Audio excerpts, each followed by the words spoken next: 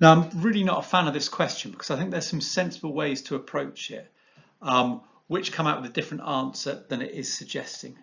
But what the question is after, it's saying there's this headline, no public toilets by 2050, and that this was the data that was used about the number of public toilets in England and Wales. And we've got to show that the headline is consistent with a constant rate of change we can see here, the number of toilets going down from this to this. Now, first thing to do is find the difference between those,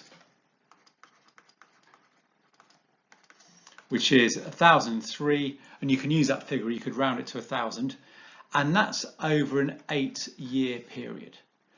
So two different possible ways we could do this.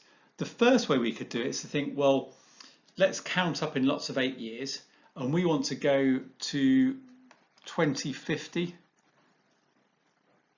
from the year 2000, so that's 50 years. So that's about 6 lots of 8 years. Or we could have started from 2008 here, and it would have been about 5 lots of 8 years. So 6 lots of 8 years, we need to do 6 times 1,000 toilets. Let's just show we're taking that to be approximately 1,000. Although I need to do a better job of that symbol.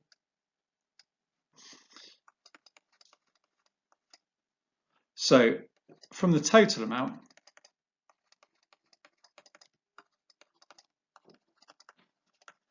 if it followed that same rate of change going down by that same amount each time, that would be in 2048.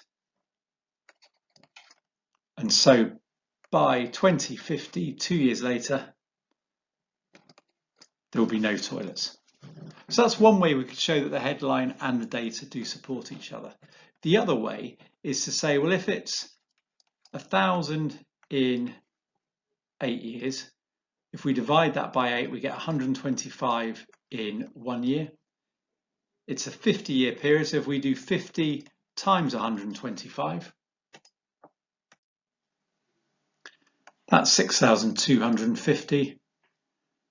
And so we started with 6,087 toilets.